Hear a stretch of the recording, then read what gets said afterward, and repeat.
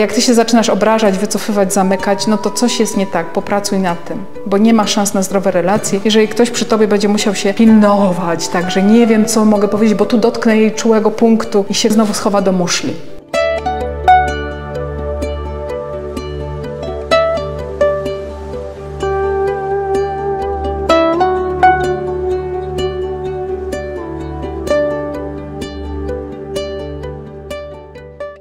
Jak wygląda relacja Heleny do drugiego człowieka, Heleny Faustyny? To, że jej relacje były dobre i zdrowe, to możemy tylko tak zakładać, prawda, gdzieś wiedząc, że jest święta, ale mamy też trochę potwierdzeń w dzienniczku i we wspomnieniach jeszcze więcej. Jednym z takich fajnych rzeczy o Faustynie, które chcę wam tutaj zacytować, które wiemy od księdza Sopoćki. Ksiądz Sopoćko w swoim obszernym wspomnieniu o siostrze Faustynie mówi na przykład takie rzeczy. Naturalność i prostota cechowała jej obcowanie zarówno z siostrami ze zgromadzenia, jak i z osobami obcymi. Naturalność i prostota. Dalej ksiądz pisze, była zupełnie szczera, bez najmniejszej przesady i cienia kłamstwa. Zawsze mówiła prawdę, chociaż czasami sprawiało jej to przykrość. Nie zawsze powiedzenie prawdy jest łatwe, nie? Wiemy, że komuś się może nie spodobać. Tutaj ta cecha prawdomówności u Heleny jest taką bardzo charakterystyczną cechą, którą też siostry wspominały niejednokrotnie, że czasami troszkę jej unikały przez to, że była taka prawdomówna, bo to było trudne. Ale słuchajcie, kiedy ta nasza prawdomówność, która może być niefajna dla innych, jest super usprawiedliwiona? Kiedy mamy jaki cel? Jaką intencję? Miłość. A jaki kierunek? A jeszcze tak ładniej, pozytywnie powiedziane? Kierunek? Niebo. Kierunek niebo, kierunek zbawienia. Prawdziwe przyjaźnie to są przyjaźnie na wieczność. Prawdziwy przyjaciel chce twojego szczęścia na wieczność. Nie wiem, czy słuchaliście, ja to chyba mówiłam w ostatnim odcinku naszego czytania dzienniczka. Nie wiem, czy wszyscy kojarzycie ten podcast, ale zaczęliśmy niedawno ten podcast czytanie dzienniczka i komentowanie fragmentów z dzienniczka. Nazywa się Zeszyty Miłości Pełne i chyba w ostatnim odcinku mówię o tym, że są takie coraz częstsze, ja coraz częściej słyszę takie przykłady, są dla mnie bardzo trudne, kiedy widzę, to najczęściej jest w tej relacji rodziców z dziećmi. Rodzice wobec dorosłych dzieci, tudzież dzieci dorastających, że nie powiedzą im trudnej prawdy, widzą, że dziecko coś robi nie tak. Dziecko to już może być dorosłe dziecko, nie? Że robi coś nie tak, ale tak poważnie nie tak. Że sobie kierunek niebo na poważnie zmienia w drugą stronę, ku przepaści. I co ten rodzic robi? Ten rodzic wybiera milczenie. Bo on wie, że dziecku się nie spodoba, że on mu zwróci uwagę. I wiem też, pamiętam, że pod tym nagraniem jedna przynajmniej czy dwie osoby napisały taki bolesny komentarz, mówiąc o tym, że to powiedzenie prawdy skończyło się dla nich milczeniem dziecka już od kilku lat. I co? I czy dobrze zrobili, czy źle? Mówiąc wiadomo ogólnie, my nie znamy konkretów sytuacji, można by tu się wtedy analizować, czy ten ktoś... No, to dużo zależy od tego, jak powiemy. Słuchajcie, ta złota zasada jest, można powiedzieć wszystko, ale zależy, jak to powiesz. To zawsze musi być powiedziane z miłością, ale z taką miłością, że ty wiesz, że ten ktoś odbierze taką miłość. A nie tak, że ty powiesz, usprawiedliwiając siebie, ale to jest miłość! Ja tak go kocham! Sorry, ale on się nie czuje kochany przez ciebie, jak ty na niego krzyczysz. Ja go kocham! Czujecie, nie? Musimy znać język miłości tej drugiej osoby. Musimy wiedzieć, że ten ktoś to odbierze jako miłość. Musimy mieć tą pewność, że ten ktoś się czuje przez nas kochany i wtedy ty możesz mówić najtrudniejszą prawdę. A ja bym powiedział, że jak najważniejsza będzie relacja.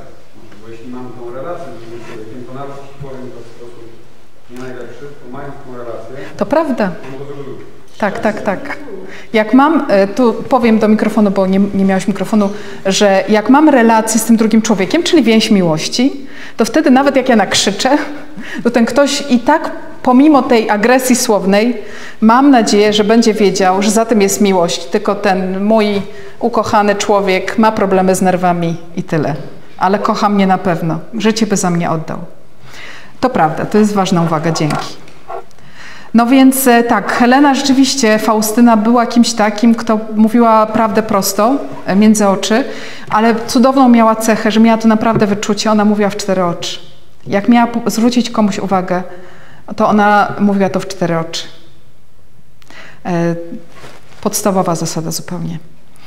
Jedną z takich jej najbliższych sióstr była siostra Justyna.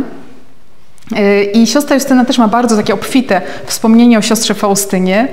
Też w tym wspomnieniu mówi o tym, że Faustyna mówiła prosto w oczy, że nie zawsze to było dla niej fajne, ale ona rozumiała, rozumiała motywację Faustyny, ale było jej ciężko na początku z tym, że Faustyna jej tak mówi prosto w oczy o jej błędach, albo o tym, że się nie poprawia. Przyjaciel na niebo, przyjaciel na wieczność, przyjaciel, który chce być z nami w niebie. Wspomina siostra Justyna też taką sytuację, może jesteście gdzieś tam, czujecie klimaty czasów Faustyny, albo w ogóle czas nawet całkiem niedawno, olbrzymi szacunek wobec księży, prawda? Olbrzymi, wręcz za duży. Taki szanować człowieka ja rozumiem, ale takie czoło bicie i robienie z niego nie wiadomo kogo kończy się tym, że potem jeden czy drugi coś przeskrobie i nam się świat wali, nie? Zdrowa relacja. Ksiądz, szacunek, tak, ale też człowiek. I Faustyna, pomimo że żyje w tamtych czasach, takiego właśnie zbyt, takiego, prawda, wynoszenia księży na piedestał, ona ma bardzo zdrowy stosunek do księży. Jedna z takich sytuacji, którą opisuje siostra Justyna, jest, że ona kiedyś pracowała w ogrodzie i miała ręce zabrudzone nawozem i ubrana była stosownie do pracy z nawozem i przychodzi ksiądz profesor nie wiadomo jaki, ona się tym w ogóle nie przejmuje, zaczyna z nim rozmawiać, gestykulować, nie wiem nawet czy mu ręki nie uścisnęła. Ja teraz pracuję z nawozem, jeżeli chcesz ze mną rozmawiać, musisz przyjąć te warunki. Nie, że proszę księdza profesora, proszę poczekać, ja pójdę wziąć prysznic. Bo to jest takie niegodne, żebym ja rozmawiała z księdzem w takim stanie. Nie, mam nawóz na rękach, chcesz rozmawiać, rozmawiamy. Jest inna sytuacja, którą wspomina siostra Justyna, że był pewien ksiądz, o którym Faustyna wiedziała, ona miała poznanie, też taki szczególny dar, że ona wiedziała, jak ktoś jest w złym stanie duszy, nie? Jak jest w ciężkich grzechach, ona to wiedziała. Nie o każdym chyba, ale wiele osób naprawdę, Jezus dawał jej ten dar, żeby wiedzieć, żeby się za tą osobę modlić, ale też pewnie niejednokrotnie, żeby tej osobie coś powiedzieć. No i był taki pewien ksiądz, ona wiedziała, że jego dusza się znajduje w opłakanym stanie i prosiła siostrę Justynę, żeby pomogła jej w modlitwie za niego. I miała na tyle odwagi, że mu to powiedziała prosto w oczy. I siostra Justyna tylko tak opisuje tę sytuację, że jeżeli chodziło o grzech, to ona się z niczym nie liczyła. Ona nie patrzyła na nic. Na osobności zawsze powiedziała. Prosto w twarz. Bez obwijania w bawełnę. Była też wolna od względów ludzkich. To jest też taka zdrowa relacja z innymi, żeby kochać tego drugiego człowieka i być dla niego przyjacielem nie po to, żeby coś z tego mieć. Nie? Czyli to nie jest relacja oparta na lęku, że jakaś taka niezdrowa zależność się rodzi między nami. Ona miała taką relację z innymi, że dla tego drugiego człowieka była zawsze. Ja tutaj podkreślałam te takie aspekty trochę jakby mniej znane z Faustyny, ale chociaż jeden przykład dam tego, jak ona rzeczywiście potrafiła kochać drugiego człowieka, zapominając o sobie. Czyli ważne jest, żeby mieć balans. Ja mam miłość do siebie, czyli też muszę uszanować to, że mój organizm na przykład potrzebuje snu i odpoczynku, ale są sytuacje, w których ja wiem, że ja sobie odejmę snu i odpoczynku właśnie dlatego, że kocham. I jedna z takich sytuacji, która jest dla mnie jedną z piękniejszych, że właśnie siostra Justyna z Faustyną były przez pewien czas w klasztorze w Wilnie razem. I Faustyna pracowała w ogrodzie, siostra Justyna pracowała w kuchni. I słowami siostry Justyny brzmi to tak. Gdy byłyśmy razem w Wilnie, siostra Faustyna pracowała w ogrodzie, a ja w kuchni sióstr. I byłam sama jedna i miałam dużo pracy. Nieraz już była pora udania się na spoczynek, a ja jeszcze dużo miałam pracy i sama jedna zmywałam statki po kolacji. Statki, czyli tam resztki po kolacji. Co widząc, siostra Faustyna zawsze mi pomagała, pomimo że sama była zmęczona i w dodatku słabego zdrowia. Zobaczcie, mieć taką miłość do drugiego człowieka, że ja potrafię też odjąć sobie snu, odjąć sobie odpoczynku. Że ja w ogóle się zainteresuję. Zobaczcie, ona nie musiała przechodzić przez kuchnię. Mogła tak elegancko z ogrodu i w ogóle przejść sobie do swojego pokoju, że miałaby też super wytłumaczenie. Nawet nie wiedziałam, siostro kochana, moja ulubiona siostro, z którą mam taką piękną relację. I nawet nie wiedziałam, że ty masz pracę do zrobienia i potrzebujesz pomocy. My też jesteśmy mistrzami takiego uniku, nie? Potrafimy, wiemy, gdzie się może pojawić potrzeba i tak zręcznie unikniemy takiej sytuacji. W relacji wobec Boga. Mam nadzieję, że o tej relacji wobec Boga to wy najwięcej wiecie, bo z dzienniczka, że ta relacja jej była dobra, zdrowa, o czym świadczy nie tylko to, że ona go kochała na zabój i była w stanie wszystko dla niego zrobić, ale też to, że potrafiła się z nim pokłócić, podyskutować tak naprawdę, słuchaj, i nie wiem, czy kojarzycie, ja teraz nie pamiętam, w którym to numerze w dzienniczku jest, ale jest taki moment, kiedy ona uporczywie go o coś prosi, o jakąś łaskę i tak nie za bardzo widzi, że to działa i zdejmuje obrączkę z palca. Żony, mężowie, możecie wykorzystać to jako kiedyś chwyt, ostatni chwyt. Zdejmuje obrączkę z palca, kładzie przed Jezusem i mówi: Jezu. Ja pamiętam, jakie to było dla mnie istotne, jak kiedyś mi któraś z sióstr zwróciła na to uwagę, bo ja długo myślałam o tej obrączce, że to jest moja obietnica wobec Jezusa, że to jest znak, że ja Jezusowi coś ślubowałam, a ona mi powiedziała: nie, nie, to jest znak, że On ci coś obiecał. To, że Ty mu coś obiecałaś, to jest na Jego palcu, a to, że On ci coś obiecał, jest na Twoim palcu. Wzruszające, wzruszające. Więc kłóci się z Jezusem. Używa chwytów poniżej pasa, można powiedzieć. Dobre. To jest prawdziwa relacja. Może słyszeliście o różnych innych świętych też, że potrafiły naprawdę się z Jezusem pokłócić nieźle. Teresa z Avila, no pomijając to, że ona jest z Hiszpanii i ma charakter, no Faustyna myślę, że miała w sobie trochę taką hiszpańską krew. Też potrafiła raz, że powiedzieć prosto między oczy, a dwa, jak się pokłócić, to się pokłócić i że była bardzo taka radosna, taka ekspresyjna, dużo mówiła, śpiewała. W klasztorze często pisze o tym, że ona pracuje bardzo nad milczeniem. Dlaczego? No bo jej to naturalnie nie przychodzi. Ona z natury jest osobą, która właśnie jest taka. I tak ją pamiętały osoby, u których ona pracowała przed wstąpieniem. Co nie znaczy, że to jest model jedyny dobry. Nie, nie, nie. Każdy z nas ma inną osobowość, która tutaj opisuje osobowość Faustyny. Co jest bardzo ważne w relacji, o tym żeśmy sobie mówili na początku, mówiąc o relacjach najbliższych, że można ich mieć tylko tyle, a nie tyle. Bo co jest ważne w relacji? Żeby tą relację podtrzymywać, karmić, pielęgnować. A na to potrzeba czego? Czasu. A my ten czas mamy ograniczony. Siostra Faustyna, dla niej relacja z Bogiem jest numer 1 i dla każdego z nas powinna być. Bo w zdrowej relacji do Pana Boga, jeżeli ona będzie numer 1, to ona naprawdę nie sprowadza innych relacji do, jak to się mówi, do kosza. Tak naprawdę dopiero mając zdrową relację centralną, najważniejszą z Bogiem, ty zaczynasz mieć zdrową relację do siebie samego i do ludzi wokół. I zaczynasz ich kochać tak, jak na to zasługują. W wolności, zdrowo, na całego i siebie samego też. Czyli od tej centralnej relacji wszystkie inne się uzdrawiają. Od zdrowej, centralnej relacji z Bogiem wszystkie inne stają się zdrowe i dobre. I ona, Faustyna, walczy o to, żeby mieć czas dla Jezusa. Od początku widzimy tą walkę u niej, co widać bardzo w takiej ciekawej sytuacji już nawet na początku. Siostra Faustyna wstępuje do klasztoru i po 3 tygodniach chce wystąpić. Kojarzycie to? Wiecie dlaczego? Bo nie miała czasu na modlitwę. Jest za mało czasu na modlitwę, za dużo pracy, za mało czasu na modlitwę. I ona chciała mieć tego czasu dla Pana Boga, wyłącznego czasu. Więcej. Bo tak chciała karmić tą relację.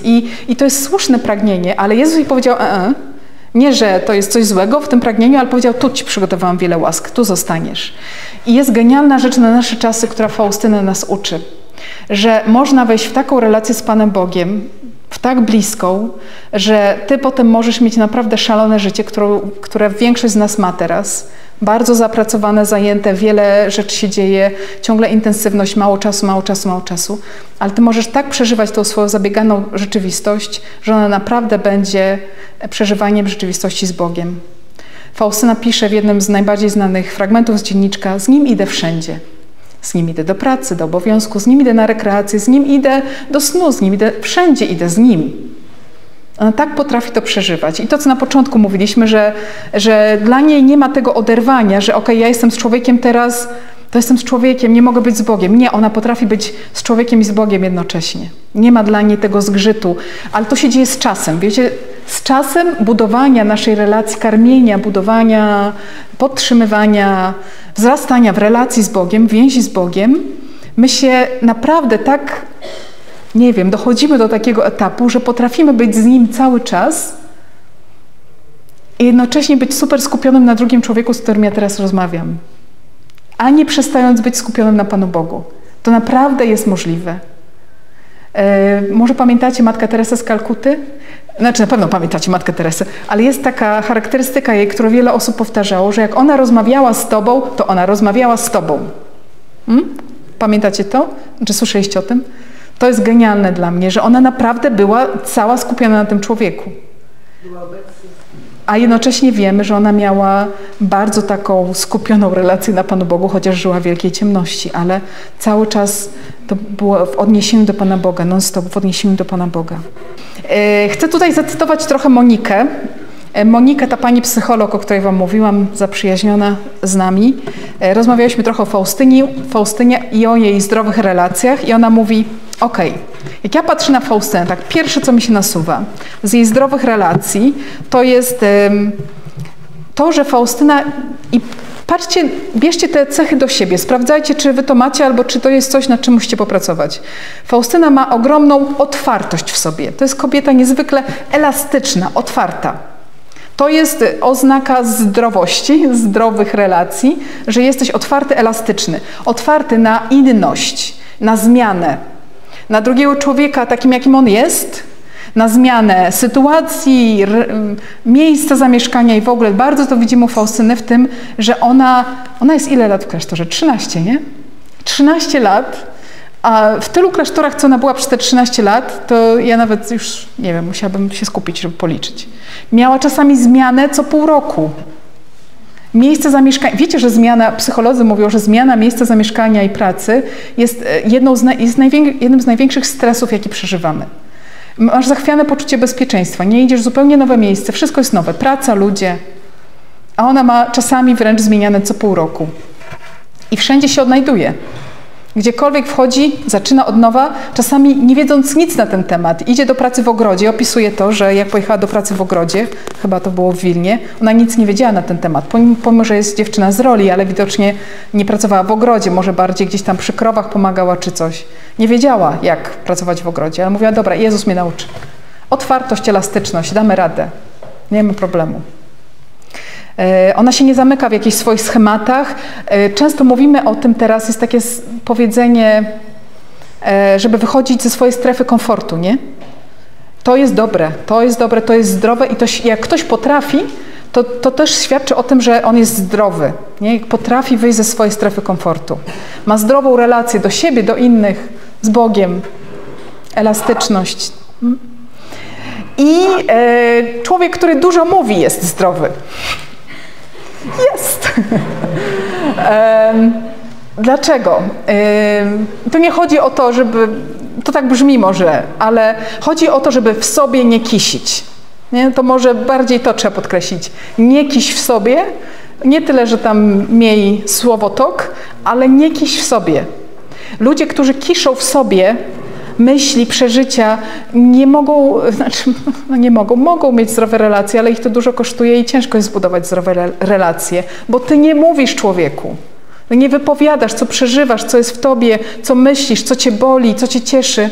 I jak my możemy mieć dobrą relację? Faustyna już wiecie, że ona mówiła, dużo mówiła. Musiała raczej pracować nad tym, żeby raczej nie mówić i czasami ugryźć się w język. Tak. W zdrowych relacjach jest ważne zaufanie. Czyli żeby zbudować żeby być człowiekiem takim, który buduje przestrzenie bezpieczne.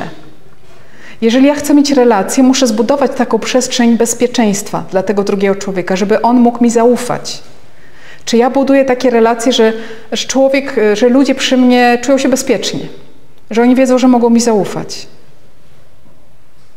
Albo raczej to też może być jakiś znak, że widzisz, że ci ktoś nie mówi, że coś ukrywa, że jakoś jest małomówny. To może być jego problem, ale to może być problem tego, że ty nie zbudowałeś bezpiecznej przestrzeni między wami, że on ci nie ufa. Faustyna wiemy, że dużo mówiła i miała takie zaufanie duże wobec swoich spowiedników przełożonych. Ona im wszystko mówiła. Ona nie przecedzała tego przez jakiś filtr, czy to będzie dla mnie dobre, czy niedobre. Wszystko im mówiła. Ponieważ jej misja, jej objawienia były w tajemnicy, ukryte, ona nie mogła o nich mówić siostrom, więc tutaj przy siostrach musiała się pilnować. Ale to też było takie urocze. Siostry wspominały, że siostra Faustyna mówiła im czasami rzeczy w stylu: słyszałam, że jest taka siostra, która widzi Pana Jezusa i Pan Jezus jej powiedział, że... Czyli nie mówiła im, że ona ma objawienia, ale bardzo chciała im przekazać coś ważnego. O Jego miłosierdziu, o tym, żeby Mu ufać. Często w listach do swojej rodziny, to wspomina jej brat Stanisław, że niestety nie wie dlaczego, ale spalili jej listy. Nie wiem, wojna może szła, może nie wiem, cokolwiek tam myśleli, ale spalili jej listy. Ale zapamiętał jedno, że Faustyna często w listach do rodziny pisała o tym, jaki Bóg jest dobry i żeby Mu ufać. Nie powiedziała, że ona Go widzi i że ona naprawdę wie, że On jest dobry i że On jej powiedział, żeby Mu ufać. Ale pisała o tym i innym mówiła o tym w jakiś taki utajony sposób, żeby nie zdradzić tego, co musiało być owiane tajemnicą. To też jest może ważne tutaj, żeby wspomnieć.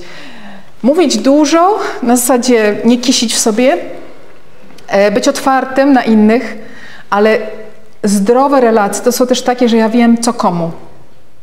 Nie chodzi, żebym ja teraz chodził i całemu światu się spowiadał. I przed każdym był tak samo otwarty. Nie. Ja będę miał grupę zaufanych przyjaciół i przed nimi, jak ja zacznę coś ukrywać, to znaczy, że ja raczej robię coś nie tak, skoro ja nie mam odwagi im tego powiedzieć. Ale jeżeli ja mam ludzi, gdzieś tam znajomych, ludzi spotykanych na ulicy, jeżeli ja im zaczynam mówić o rzeczach bardzo intymnych, to znaczy, że też mam coś zachwiane w relacjach. Nie mówi się o rzeczach intymnych, bardzo osobistych osobom, których się nie zna. Jak nigdzie nie mam tej więzi zaufania. To też z miłości do siebie, z szacunku do siebie. Ja muszę zadbać o to bezpieczeństwo, nie? Ja nie wiem, co ktoś z tym zrobi potem. On mnie może skrzywdzić potem. No, są oczywiście wyjątki, że ja się odsłonię. Wiecie, ludzie często dają świadectwo na przykład.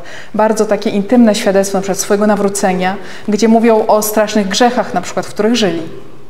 Ale staną przed ludźmi, przed tłumem ludzi, których nie znają i przyznają się czy do swojego alkoholizmu, czy do jakichś innych grzechów, w których żyli, po to, żeby zaświadczyć o Bogu i wielkiej Jego miłości i o łasce, jakiej doświadczyli.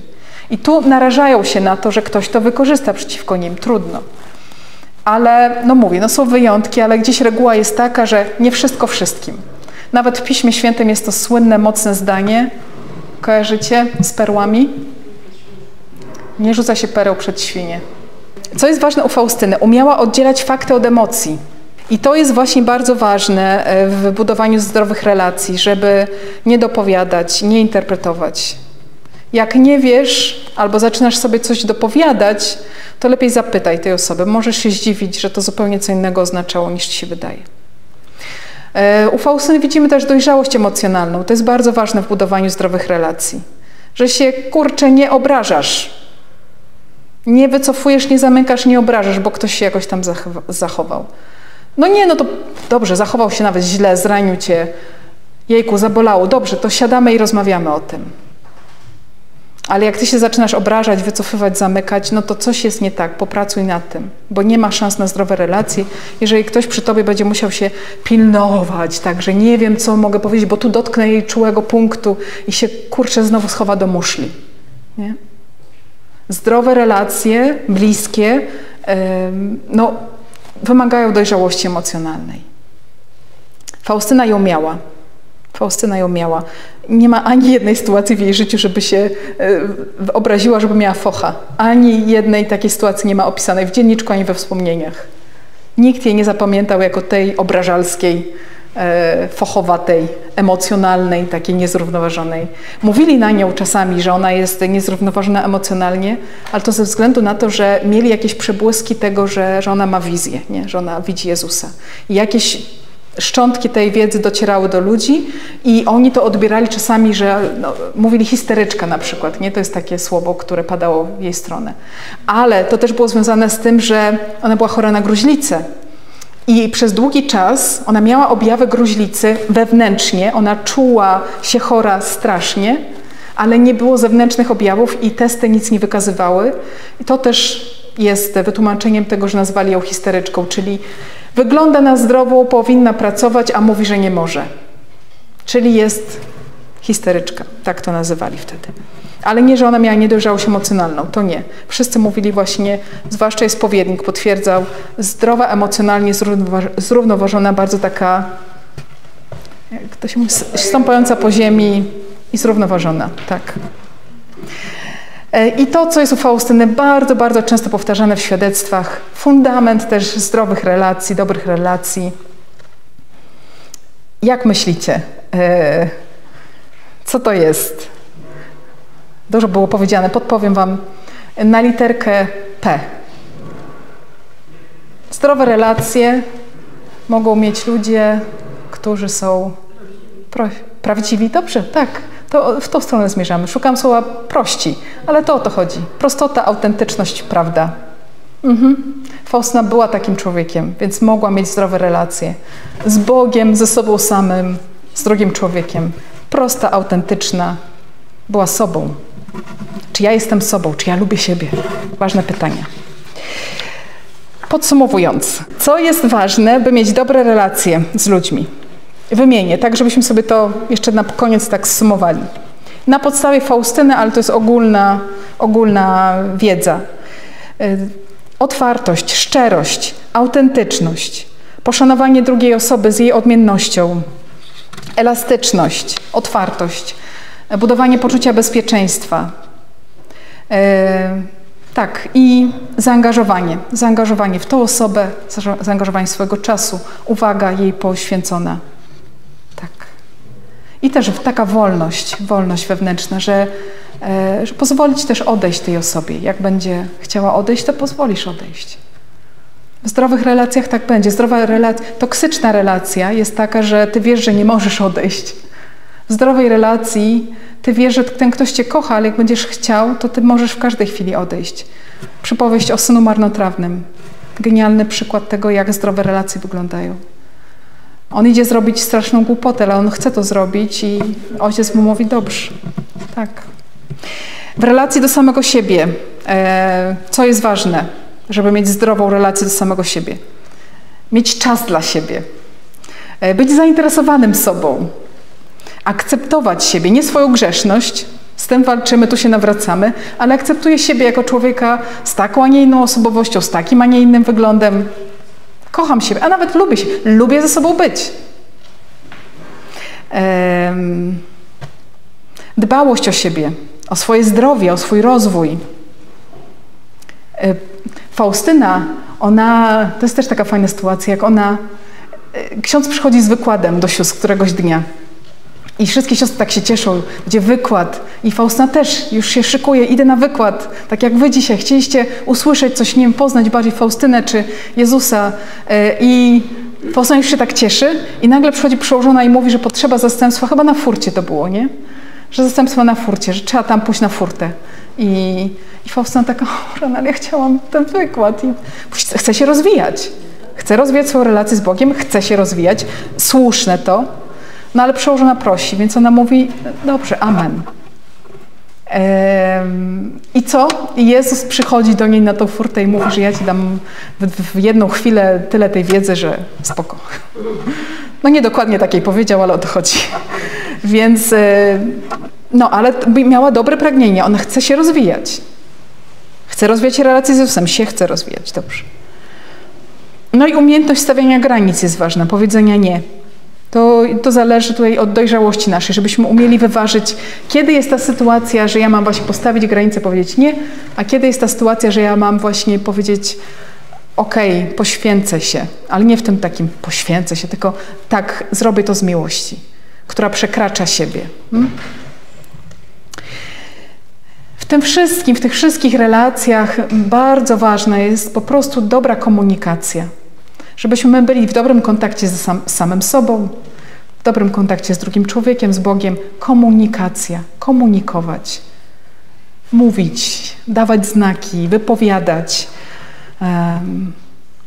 I być otwartym na tego drugiego, na to, że albo w sobie coś odkryję, co jest nie takie, jak sobie planowałam według magazynów jakichś i innych wyobrażeń, które mam o sobie. Być otwartym na to, że ten drugi człowiek okaże się też inny i mieć inne plany, inne myślenie, w ogóle wszystko inne. I że Pan Bóg też będzie miał inne plany, inne myślenie, inne, wszystko inne. Otwartość, gotowość na to, że ja przyjmuję tego innego z tym, jaki on jest. Nawet swoją inność jestem gotowy przyjąć. To zderzenie się, wiecie, to ja idealne w nas i ja realne. Ja bym chciał być taki, ale jestem taki. No okej, muszę pokochać tego realnego, bo ten idealny nie istnieje. To będzie trudne, ale trzeba dojść do tego, gdzie jest prawda o mnie i tą prawdę pokochać. Komunikacja. Po więcej zapraszam na www.monikaguzewicz.pl. Pozdrawiam Ciebie, Moniko. I po więcej zapraszam też po prostu Was zwyczajnie do budowania relacji. My uczymy się zdrowych relacji, budując je. Uczymy się na błędach. Uczymy się właśnie przez to, że coś nam się nie uda i potem zrobimy refleksję, nie, no to jednak nie było to. Po owocach poznacie. Najlepszy sposób rozeznawania biblijnego, jaki mamy podany? Po owocach poznacie. Trochę jest to wkurzające, przynajmniej dla mnie, że zawczasu nie można wiedzieć pewnych rzeczy. Nie, czasami się po prostu trzeba wywrócić. Po owocach poznacie, że to był grzech, to było niedobre, to było głupie, to było niedojrzałe. Dobra, pójdziesz, przeprosisz i idziemy dalej do przodu. I to jest zdrowe, nie?